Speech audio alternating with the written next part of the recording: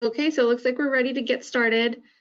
Today, Alex Burns, the Vice President of P3, will be presenting with Patrick Darcey. He's a Vice President of Commercial Lines at Provider Group. They're also joined by David Medeiros, the Business Advisor and DOT Compliance Trainer at David J. Medeiros Consulting. During this webinar, they'll be discussing how to prepare your drivers for the winter. So with that being said, I will turn it over to Alex. With that, what I'll do is I'll ask if Patrick and Dave could maybe take a minute to just give everybody on the call a little bit of an introduction and just kind of let us know a little bit about your background. And thanks for joining us today. Well, thank you very much. This is Patrick Darcey. I'm with the Provider Group, Cross Insurance. And first off, I just want to thank P3, my friend Whitey McGlam, and everyone who's listening for having David and myself on today. We really appreciate it. Just a couple of minutes on my background. When I came out of college, like a lot of other people, not really knowing what to do in the future, had to pick up a few jobs just to pay the bills. And one of which was driving a truck for Federal Express. And I did that for a few years. And I bring that up, obviously it's relevant to the topic today, but the things I learned at FedEx, driving a truck as far as defensive driving, are still relevant today. I mean, a lot of things have changed, obviously, over that time, but a lot of it's still basic things that drivers need to be aware of, particularly in the winter. So after moving on from FedEx, I've been in the insurance business for the past 25 years. It feels like a long time, right? So, and I started working for a few different insurance companies in both claims and underwriting. So I had a good perspective on the business before becoming a commercial insurance broker. And I've now been a broker for 20 plus years, became a partner at Provider Group about 10 years ago, and we eventually merged with Cross Insurance in 2018. So with Cross, we've been able to bring just a tremendous amount of resources, along with a large New England presence, with Cross being the second largest broker in New England. And myself personally, I have specialized in the energy space for the past 15 plus years. And what that's enabled me to do is to build and form strong relationships with my clients and carrier partners. And initially drawn to the business, I kind of just fell into it, but I was drawn into the business of the energy space because the people. I've just met such great people working in family businesses, and it's allowed me to open up relationships within the industry. And you know, a lot of clients have become friends. So I look forward to this conversation today. I'm going to bring on Dave in a second.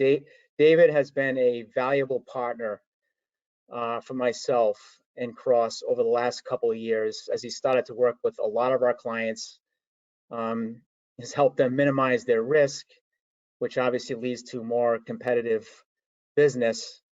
And every time we go into a meeting and I speak to the client afterwards, they just speak so highly of David and the job that he has done, and he's so helpful, et cetera. So with that being said, I'm going to hand it over to Dave. Thanks, Pat. Hey, everyone. My name's Dave Medeiros.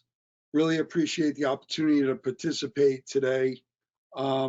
Just by way of introduction, as Pat mentioned, I am a DOT compliance consultant, and I've been doing that for about 8 years now, helping out industry, insurance. That's how Pat and I came to know one another. Prior to that, I have over 20 years, I served on the Rhode Island State Police. A majority of that time I spent on the commercial enforcement unit.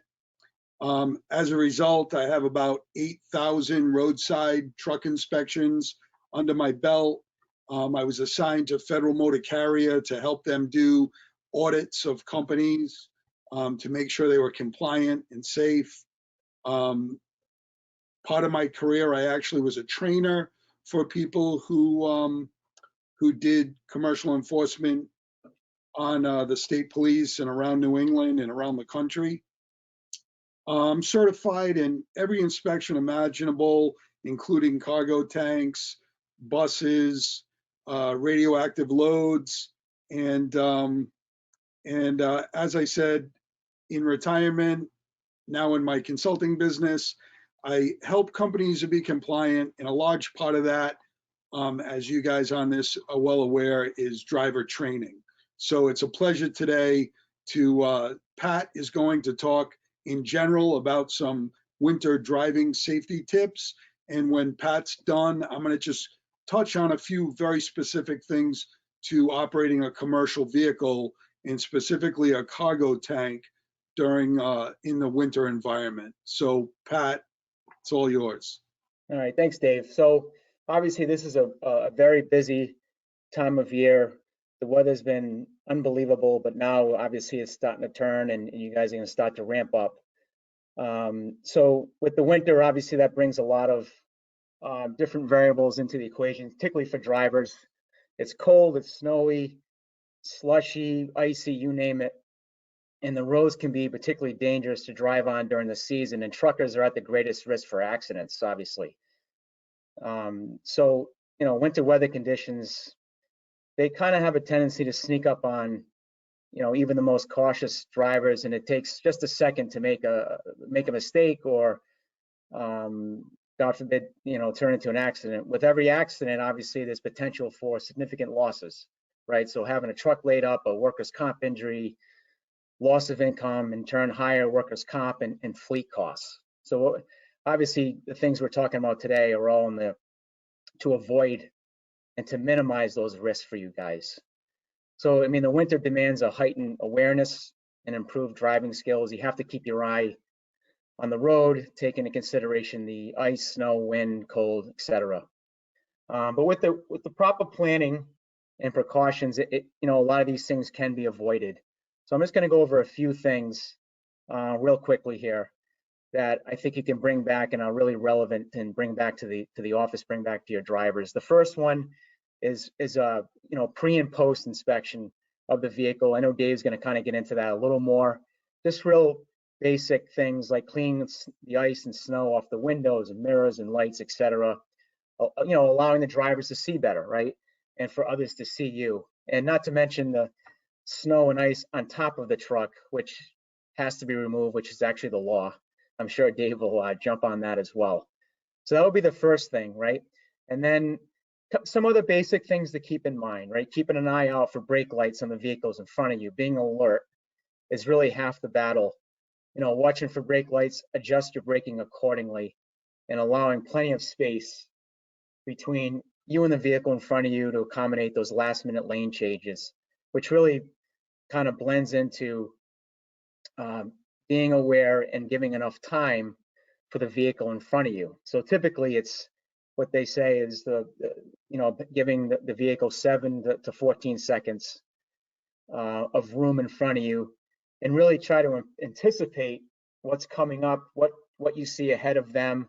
It just gives you more time to react, obviously, in adverse weather conditions. Being extra careful on entrance and exit ramps. If you take a sharp turn on a slippery road, you could turn right over, causing damage to your truck, risking your safety. And obviously, in any of these cases, it's safety first. We all know we want to get to our stops quickly, but the most important thing is we got to get there safely. I had an incident a few years ago with a driver, similar type thing, off an exit ramp, turned the corner, went over the curb, flipped the truck. It was an oil truck, and as you can imagine, it was a mess, and we had an injury there. So, so particularly in the winter, you have to pay closer attention to that. And then braking, being aware of bridges. Bridges freeze first, so they become slicker. So as you're approaching a bridge, making sure they're aware of that on their trip to brake and slow down approaching the bridge. And lastly, begin braking early for red lights and stop signs. Same type of thing. Intersections are icier than the roads that lead up to them. So it's always good form to be slowing down as you lead into intersection, bridges, and just taking the extra minute. So defensive driving is the name of the game, and it allows you, allowing you to remain in control as much as possible. Being alert is key. Make safe, well-informed decisions for your safety, as well as the safety of everyone else on the roads. So With that being said, I'm going to turn it over to Dave. Thanks, Pat.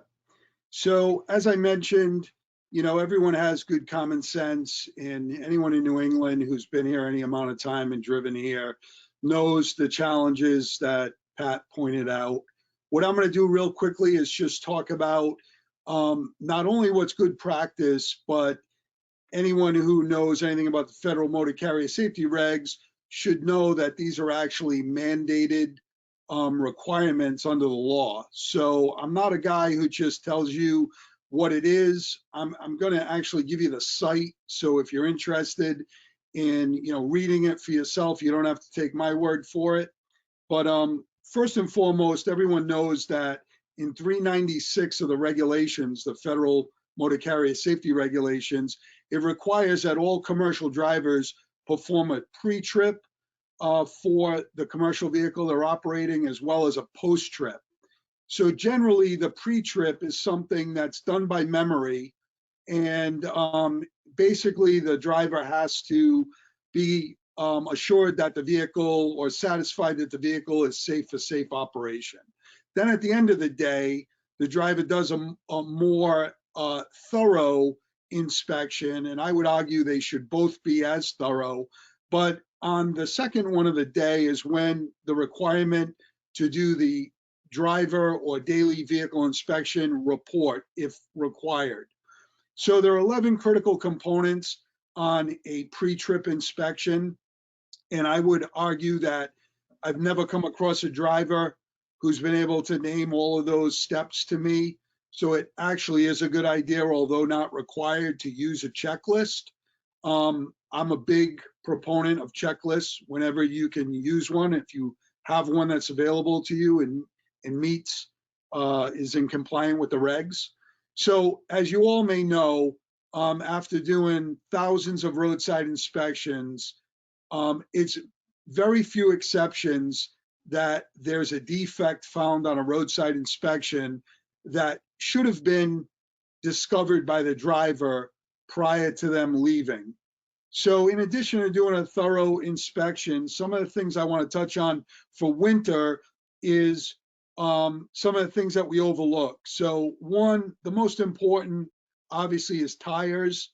While the requirement most is only that you need 430 seconds, a good new tire is 1230 seconds. So you want to make sure that's what your winter tires look like for all the reasons that I don't need to explain to you.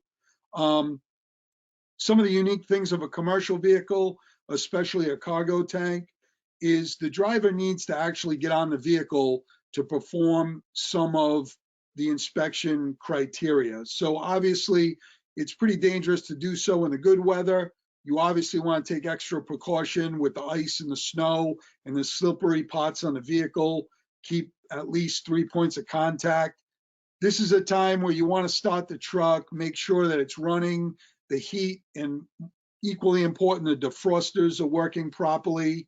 One of the things that's overlooked is the washer fluid. That's actually a required inspection item on a roadside inspection. And obviously, you go through a lot more of it during the winter season.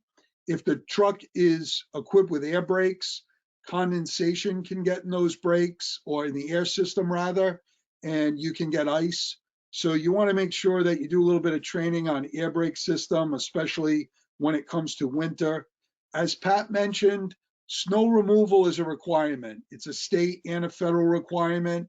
And just because you may not be able to reach the top of the truck is not really an excuse. And if you've ever been behind a truck blowing snow and sheets of ice are coming off, you don't want to be that motorist behind a commercial vehicle. Some of the other common sense things are making sure that the lights are cleaned off on a commercial vehicle. The rear lights can get almost to the point where you can't see them. You want to keep your fuel tank full as much as possible. And I understand that diesel is ridiculously expensive, but it prevents condensation and, in the winter and freezing. But in the event that the driver gets stranded or it takes longer to get someplace because of traffic and weather, A full tank is always important, but especially important during the winter months. And you know, one of the things is emergency equipment. There's required emergency equipment in commercial vehicles. The winter is always a good time to pack that extra bag with the necessary clothes and tools and what you may need, shovels, traction control, just in case you need it. One of the requirements is to put out emergency triangles, warning triangles, if you break down. Always be cautious when you deploy those, but especially in the winter and ice. There's no sense protecting the truck from being hit if the driver puts himself or herself in too much danger deploying those triangles. So just be careful. And lastly, as you know, 180 in the federal regs, there are some specific inspections for cargo tank motor vehicles. And I would assume that most people in the propane industry use spec tanks, either MC 330s or 331s. And even non-spec tanks that are allowed under 173, there is a requirement to do a daily check of certain components, and especially for the liquefied compressed gases, you're required to do, in addition to a daily inspection, some items, there's a monthly inspection, which you probably all know have 5 items. And as I mentioned about the daily pre-trip and post-trip, most drivers cannot remember that. So I had a discussion with Alex, who's the host from P3, and she shared with me a week ago or so one of the documents or a checklist that they use called a monthly meter creep test and a discharge inspection. And I looked it over, and it really is a fantastic tool that I highly recommend. It's got all of the necessary required by federal law checks that should be made on those cargo tanks that I mentioned. So anyway, I appreciate again the time to speak with you guys.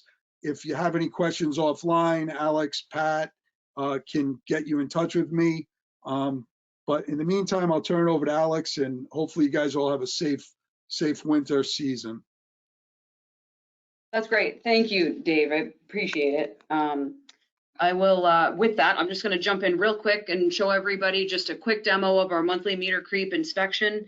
This is something that we brought to P3 a little bit earlier this year, as we've just kind of continued to grow our offering through our mobile application. So as Dave mentioned, this inspection is really going to walk the driver through every single section of this form that needs to be, that is required to be answered. So it'll, as you can kind of see, just step you right through. I'm going to do a little, show you some of the capability of P3 here, and a little bit of how we kind of work the system a little bit and how we try to help people out. So here's an example where I've let the meter flow for longer than I should have, as well as I've also let the meter creep when you're supposed to show that there's been no meter creep. So I made these 2 mistakes, yet I passed this section. So basically what this is going to do is it's going to catch the driver if there's any sort of issue that's made in the data entry, allow them the opportunity to fix it, because sometimes it's just, maybe it's like a fat finger situation. They just made a mistake. It's -5 degrees. They're running around, just making sure that they're really conducting the test in the correct way. So it gives them the opportunity, shows them where the mistake is, allows them to actually fix it, make sure that the information is correct and that it does actually pass. Or if those are actually the readings that you had, you have the opportunity to pass after making repairs, or you can fail that inspection at that point. And then just kind of continuing into the next section here, just kind of continue to pass, kind of walk everybody through the questions that are being asked. Another part of P3 that I think is probably worth showing at this point, perhaps have noticed the questions throughout P3. So at any time that you see these, you can click on them, and what it's going to do is it's going to give a description of that field, of that question to the driver at that time. So if there's any confusion for them about what's the intent of the form, what's the intent of that field, why is it being asked, it'll break it down much in the manner that you see here, which we had one client mention to me earlier this year, which I thought was a really great point, is you get a lot of seasonal drivers. Maybe you've got somebody coming back who hasn't completed one of these inspections in 6 months, and then they're back in front of this again. They're being asked all these questions. So maybe they need a little bit of freshening up on a couple of those questions. So I think sometimes these question marks throughout P3 can be really helpful in that.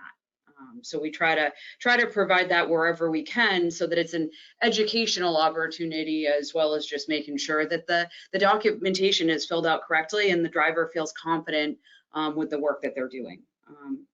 So what you'll see now is just the driver will have an opportunity to kind of look over the work that they completed, just a last chance to make sure, okay, this is reflective of the inspection that I just did. They can sign that inspection and then save.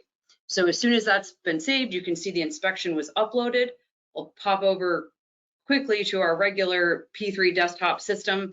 And here it's going to put it right on your desktop, so you can come in and take a look real quickly at exactly that inspection that you just completed. And so that's available to anybody in the office pretty much as immediately as it was completed in the field by the driver. So now you've got a nice, clean, neat form here. This is a monthly inspection that's required, and you're very specifically not supposed to keep record of these documents. So once next month's inspection comes in, this inspection is going to fall to the back. The only one that's going to stay on file is the most current inspection that you have for that cargo tank motor vehicle. So I think based on that, I would love to kind of open up to anybody who's on the webinar here. If there's any questions that have come up through anything that Patrick or Dave went through, or any of the P3 functionality, they're in the GoToWebinar panel of your screen. There should be a little area where you could type in questions. So maybe we'll just wait a second, see if anybody has any questions that have come up over the last few minutes. Okay, so one of the first questions we got is, what's the difference between query and non-query? I would say, I don't know, Dave, is that something that would potentially be in your wheelhouse, or is that kind of just, yeah, I guess I'd first check with you to see if that's something that you'd want to answer. So I heard the question, but in reference to what, I guess, the query, is that what I heard correctly? Yes, I guess the question sounds like if the difference between query and non-query. So I think I can actually just kind of bring up the P3 description here. So maybe I could kind of take this one here, what I've pulled up on my screen here. So we've got non-query device, a handheld transmitter that can stop the flow of product and shut off the truck engine when the driver activates the system in the event there is a discharge of liquid propane.